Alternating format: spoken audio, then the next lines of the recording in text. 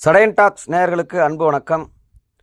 சிதம்பரம் நாடாளுமன்ற தொகுதியில் எழுச்சி தமிழர் தொல் திருமாவளவன் அவர்களை எதிர்த்து போட்டியிடுகின்ற வேட்பாளர்களை பற்றித்தான் நான் பார்க்க போகிறோம். அனைத்து இந்திய அண்ணா திராவிட முன்னேற்றக் கழகத்தின் சார்பாக சந்திரகாசன் என்பவர் போட்டியிடுகிறார்.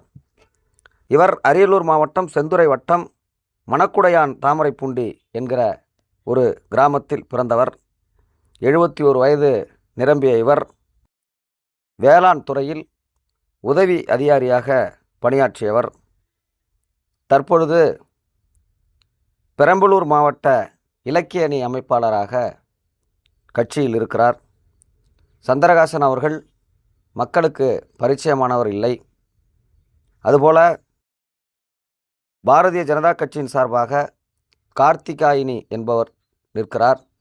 இவர் முன்னாள் மேயர், வேலூரில் மேயராக பணியாற்றியவர்.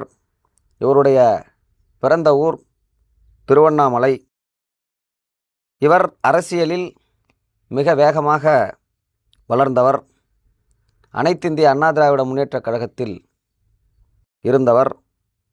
தற்பொழுது பாரதிய ஜனதா கட்சியில் இணைந்து சிதம்பரம் நாடாளுமன்ற தொகுதியில் போட்டியிடுகிறார். இவர் இந்த தொகுதியை சார்ந்தவர் இல்லை என்பதால் மக்களுக்கு இவர் அறிமுகம் இல்லாதவராகவே இருக்கிறார். அதுபோல நாம் தமிழர் கட்சியின் சார்பாக ஜான்ஸ்ராணி என்பவர் போட்டியிடுகிறார். இவர் ஆசிரியராக இருந்தவர். இவரும் மக்களுக்கு பரிச்சயமில்லாதவர். எனவே எழுச்சி தமிழர் தொல் திருமாவளவன் அவர்களை எதிர்த்து போட்டியிடுகிற வேட்பாளர்கள் மக்கள் அறியாதவர்களாகவே இருக்கிறார்கள். அதுபோல பகுஜன் சமாஜ் கட்சியின் சார்பாக நீலமேகம் என்பவர் போட்டியிடுகிறார்.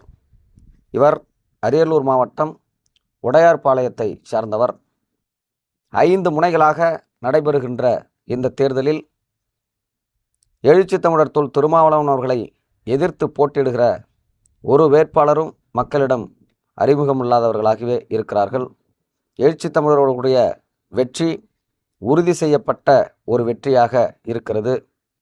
மக்களின் மத்தியில் எழுச்சி தமிழர் அவர்கள் கடந்த 5 ஆண்டுகளில் ஆற்றிய பணிகளை குறித்தும் அவர்களுடைய செயல்பாடுகள் குறித்தும் விடுதலை சிறுத்தைகள் மக்களிடம் கொண்டு சேர்க்க வேண்டும். பெருவாரியான வாக்குகள் வித்தியாசத்தில் எழுச்சி தமிழர் அவர்களை வெற்றி பெறச் செய்ய வேண்டும். எழுச்சி தமிழரை எதிர்த்து நிற்கிற வேட்பாளர்கள் வைப்புத் தொகையை இழக்க வேண்டும். நன்றி, வணக்கம்.